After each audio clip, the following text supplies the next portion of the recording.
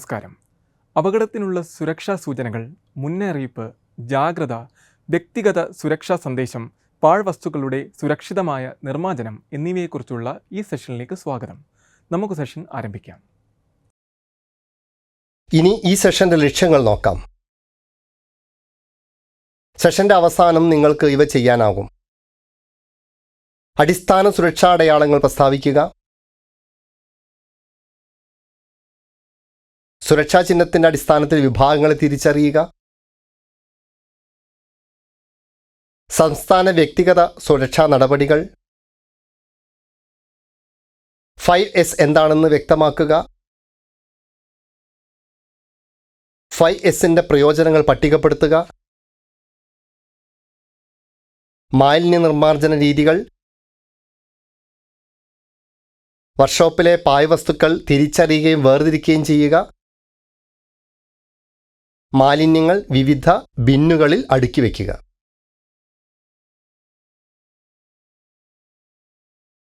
ഇനി നമുക്ക് പ്രധാനമായും 4 വിഭാഗങ്ങളായി തരംതിരിച്ചിരിക്കുന്ന സുരക്ഷാ സൂചനകൾ നോക്കാം. അവ നിരോധന അടയാളങ്ങൾ, നിർബന്ധിത അടയാളങ്ങൾ, മുന്നറിയിപ്പ് അടയാളങ്ങൾ, വിവര ചിഹ്നങ്ങൾ. സുരക്ഷാ ചിഹ്നങ്ങളുടെ ഈ വിഭാഗങ്ങൾ ഇനി പറയുന്ന നിറങ്ങളെ അടിസ്ഥാനമാക്കി തിരിച്ചറിയുവാൻ കഴിയും. ചുവപ്പ്, മഞ്ഞ അല്ലെങ്കിൽ ആംബർ, നീല, പച്ച. ഇനി നമുക്ക് ഇവ ഓരോന്നും വിശദമായി നോക്കാം. ചുവന്ന നിറത്തിലുള്ള സുരക്ഷാ അടയാളങ്ങളിൽ സാധാരണയായി ഇവ ഉൾപ്പെടുന്നു: നിരോധന അടയാളങ്ങൾ, അപകടകരമായ പെരുമാറ്റം, നിർത്തുക, ഷട്ട് ഡൗൺ, അടയാളങ്ങൾ ഒഴിപ്പിക്കുക, അഗ്നിസുരക്ഷാ അടയാളങ്ങൾ. മഞ്ഞ അല്ലെങ്കിൽ ആംബർ നിറമുള്ള സുരക്ഷാ അടയാളങ്ങൾ സാധാരണയായി ഉൾപ്പെടുന്നു: മുന്നറിയിപ്പ് അടയാളങ്ങൾ, ശ്രദ്ധാലുവായിരിക്കുക, മുൻകരുതലുകൾ എടുക്കുക, അടയാളങ്ങൾ പരിശോധിക്കുക. നീല നിറത്തിലുള്ള സുരക്ഷാ അടയാളങ്ങളിൽ സാധാരണയായി ഇവ ഉൾപ്പെടുന്നു: നിർബന്ധിത അടയാളങ്ങൾ, പ്രത്യേക പെരുമാറ്റം അല്ലെങ്കിൽ പ്രവർത്തനം, സംരക്ഷണ ഉപകരണ ചിഹ്നങ്ങൾ ധരിക്കുക. പച്ച നിറത്തിലുള്ള സുരക്ഷാ അടയാളങ്ങളിൽ സാധാരണയായി ഇവ ഉൾപ്പെടുന്നു: അടിയന്തര രക്ഷപ്പെടൽ അല്ലെങ്കിൽ പ്രഥമ ശുശ്രൂഷ അടയാളങ്ങൾ, വാതിലുകൾ പുറത്തു കടക്കുന്നു, രക്ഷപ്പെടാനുള്ള വഴികൾ, ഉപകരണങ്ങളും സൗകര്യങ്ങളും അടയാളങ്ങൾ. അടുത്തതായി നമുക്ക് നിരോധിത ചിഹ്നങ്ങളെക്കുറിച്ച് പഠിക്കാം. നിരോധന ചിഹ്നങ്ങൾ ജോലിസ്ഥലത്ത് അനുവദനീയമല്ലാത്ത ഒരു പ്രവർത്തനത്തെയോ പെരുമാറ്റത്തെയോ സൂചിപ്പിക്കുന്നു. പ്രവർത്തനത്തിൻ്റെ ഒരു കറുത്ത ഐക്കണിന് മുകളിൽ ചുവന്ന സ്ലാഷുള്ള ഒരു ചുവന്ന സർക്കിളായ അടയാളങ്ങൾ കാണിക്കുന്നു. വെളുത്ത പശ്ചാത്തലത്തിൽ വാചകം കറുപ്പാണ്. അടുത്തതായി നമുക്ക് നിർബന്ധിത അടയാളങ്ങളെക്കുറിച്ച് പഠിക്കാം. നിർബന്ധിത അടയാളങ്ങൾ നടപ്പാക്കേണ്ട നിർദ്ദിഷ്ട നിർദ്ദേശങ്ങൾ നൽകുന്നു. ഐക്കണുകൾ ഒരു നീലവൃത്തത്തിന് മുകളിൽ വെള്ളയിലാണ്. വെളുത്ത പശ്ചാത്തലത്തിൽ വാചകം കറുപ്പാണ്. അടുത്തതായി നമുക്ക് മുന്നറിയിപ്പ് അടയാളങ്ങളെക്കുറിച്ച് പഠിക്കാം. പ്രത്യേക ശ്രദ്ധ ആവശ്യമുള്ള അപകടങ്ങളെക്കുറിച്ചോ അവസ്ഥകളെക്കുറിച്ചോ മുന്നറിയിപ്പ് അടയാളങ്ങൾ മുന്നറിയിപ്പ് നൽകുന്നു. ഈ സുരക്ഷാ ചിഹ്നങ്ങളിൽ ഒരു കറുത്ത ത്രികോണവും മഞ്ഞ പശ്ചാത്തലത്തിൽ കറുപ്പ് ടെക്സ്റ്റുള്ള ഐക്കണും അടങ്ങിയിരിക്കുന്നു. അടുത്തതായി നമുക്ക് എമർജൻസി സൂചനകളെക്കുറിച്ച് പഠിക്കാം.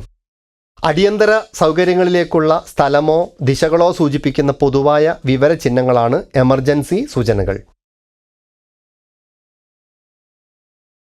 ഈ അടയാളങ്ങൾ പച്ച പശ്ചാത്തലത്തിൽ വെളുത്ത ചിഹ്നമോ വാചകമോ അവതരിപ്പിക്കുന്നു. അടുത്തതായി നമുക്ക് വിവര ചിഹ്നങ്ങളെക്കുറിച്ച് പഠിക്കാം. ഈ അടയാളങ്ങൾ പൊതുവായ സ്വഭാവമുള്ള വിവരങ്ങൾ ആശയവിനിമയം നടത്തുന്നു. നീല പശ്ചാത്തലത്തിൽ ഒരു വെളുത്ത ഐക്കൺ ഉപയോഗിച്ച് ഇവ കാണിക്കുന്നു. എഴുത്ത് കറുപ്പിൽ എഴുതിയിരിക്കുന്നു. അടുത്തതായി നമുക്ക് അഗ്നിസുരക്ഷാ അടയാളങ്ങളെക്കുറിച്ച് പഠിക്കാം. അഗ്നിസുരക്ഷാ അടയാളങ്ങൾ ഫയർ അലാറങ്ങളുടെയും അഗ്നിശമന ഉപകരണങ്ങളുടെയും സ്ഥാനം ഉപദേശിക്കുന്നു.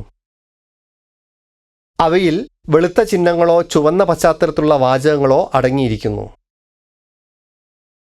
ഇനി നമുക്ക് ഹൗസ് കീപ്പിംഗും മാലിന്യ നിർമ്മാർജ്ജനവും അറിയാം.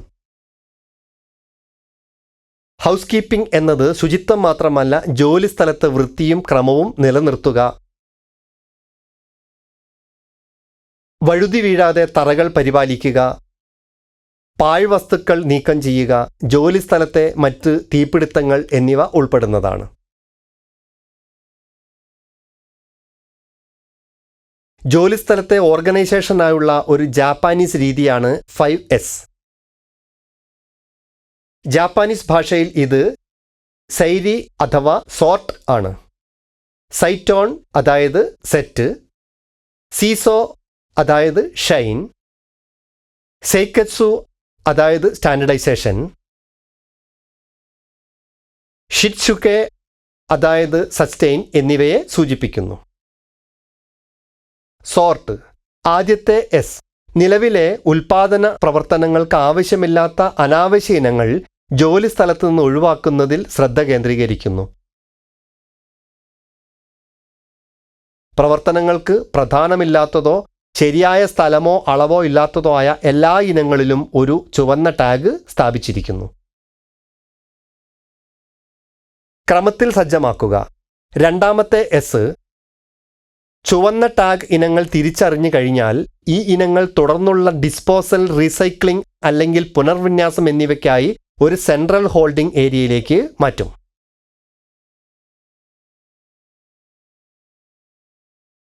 ഷൈൻ.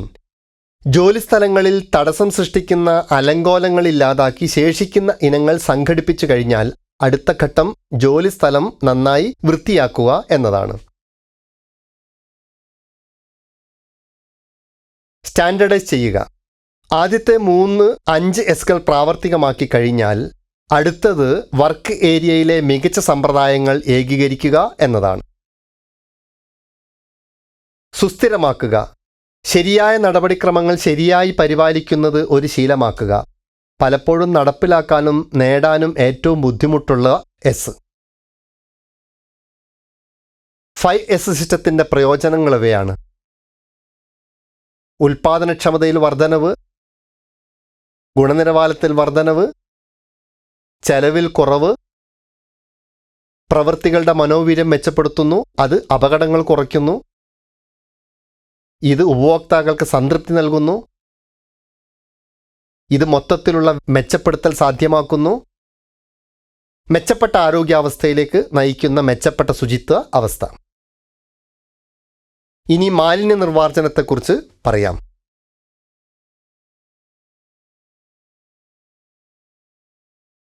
ഫാക്ടറികൾ, മില്ലുകൾ, ഖനികൾ തുടങ്ങിയ വ്യാവസായിക പ്രവർത്തനങ്ങൾ വഴി ഉൽപ്പാദിപ്പിക്കുന്ന മാലിന്യമാണ് വ്യാവസായിക മാലിന്യങ്ങൾ. വ്യാവസായിക മാലിന്യ വസ്തുക്കളുടെ സാധാരണ പട്ടിക: പരുത്തി മാലിന്യം, വ്യത്യസ്ത വസ്തുക്കളുടെ മെറ്റൽ ചിപ്പുകൾ, ലൂബ്രിക്കേറ്റിംഗ് ഓയിൽ, കൂളന്റ് തുടങ്ങിയ എണ്ണമയമുള്ള മാലിന്യങ്ങൾ,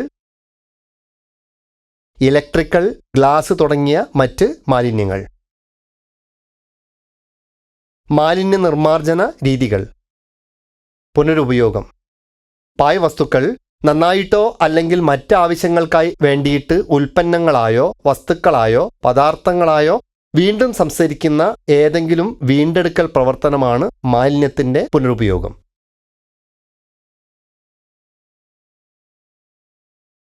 കമ്പോസ്റ്റിംഗ്.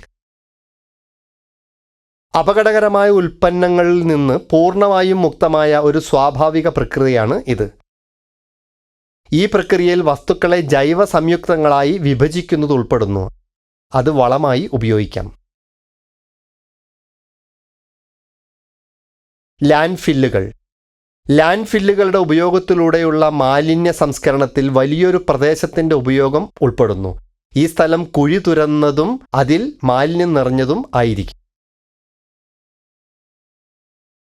പാഴ്വസ്തുക്കൾ കത്തിക്കുന്നത്. നിങ്ങൾക്ക് റീസൈക്കിൾ ചെയ്യാൻ കഴിയുന്നില്ലെങ്കിലോ ശരിയായ സ്ഥലങ്ങൾ ഇല്ലെങ്കിലോ ലാൻഡ് ഫില്ലുകൾ സ്ഥാപിക്കുന്നതിലൂടെ നിങ്ങളുടെ വീട്ടിലുണ്ടാകുന്ന മാലിന്യങ്ങൾ കത്തിക്കാൻ കഴിയും.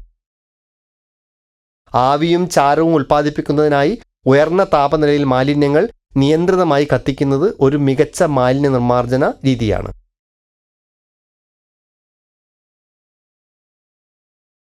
മാലിന്യ നിർമ്മാർജ്ജനത്തിൻ്റെ ആദ്യഘട്ടത്തിൽ മാലിന്യ ശേഖരണവും വേർതിരിവും ഉൾപ്പെടുന്നു.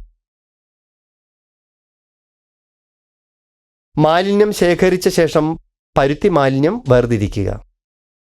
ബ്രഷിൻ്റെ സഹായത്തോടെ ഹാൻഡ് ഷവൽ ഉപയോഗിച്ച് ചിപ്പുകൾ ശേഖരിക്കുക. വെറും കൈകൊണ്ട് ചിപ്പ് കൈകാര്യം ചെയ്യരുത്. വ്യത്യസ്ത ലോഹ ചിപ്പുകൾ ഉണ്ടാകാം. അതിനാൽ ലോഹം അനുസരിച്ച് ചിപ്പ് വേർതിരിക്കുക. പരുത്തി അവശിഷ്ടങ്ങൾ വേർതിരിച്ച് പാഴായ പരുത്തി വസ്തുക്കൾ സൂക്ഷിക്കാൻ നൽകിയിരിക്കുന്ന ബിന്നിൽ സൂക്ഷിക്കുക. അതുപോലെ ഓരോ തരം മെറ്റൽ ചിപ്പും പ്രത്യേകം ബിന്നുകളിൽ സൂക്ഷിക്കുക. മാലിന്യം വേർതിരിക്കുന്നതിനുള്ള ബിന്നുകളുടെ colour code. Waste material paper, colour code blue. Plastic yellow. Metal red. Glass green. Food black. Others sky blue. Recap ചെയ്യാൻ നമ്മൾ ഇനി പറയുന്നവ പഠിച്ചു. അടിസ്ഥാന സുരക്ഷാ അടയാളങ്ങൾ പ്രസ്താവിക്കുക.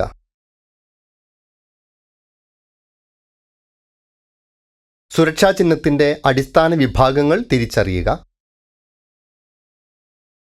സംസ്ഥാന വ്യക്തിഗത സുരക്ഷാ നടപടികൾ. 5S എന്താണെന്ന് വ്യക്തമാക്കുക. 5Sൻ്റെ പ്രയോജനങ്ങൾ പട്ടികപ്പെടുത്തുക. മാലിന്യ നിർമ്മാർജ്ജന രീതികൾ. വർക്ക്ഷോപ്പിലെ പാഴ്വസ്തുക്കൾ തിരിച്ചറിയുകയും വേർതിരിക്കുകയും ചെയ്യുക. മാലിന്യങ്ങൾ വിവിധ ബിന്നുകളിൽ അടുക്കി വയ്ക്കുക. അപകടത്തിനുള്ള സുരക്ഷാ സൂചനകൾ, മുന്നറിയിപ്പ്, മുൻകരുതൽ, വ്യക്തിഗത സുരക്ഷാ സന്ദേശം, മാലിന്യ വസ്തുക്കൾ സുരക്ഷിതമായി നീക്കം ചെയ്യൽ എന്നിവയെക്കുറിച്ചാണ് ഈ സെഷനിൽ ചർച്ച ചെയ്തിരിക്കുന്നത്. അടുത്ത സെഷനിൽ കാണാം.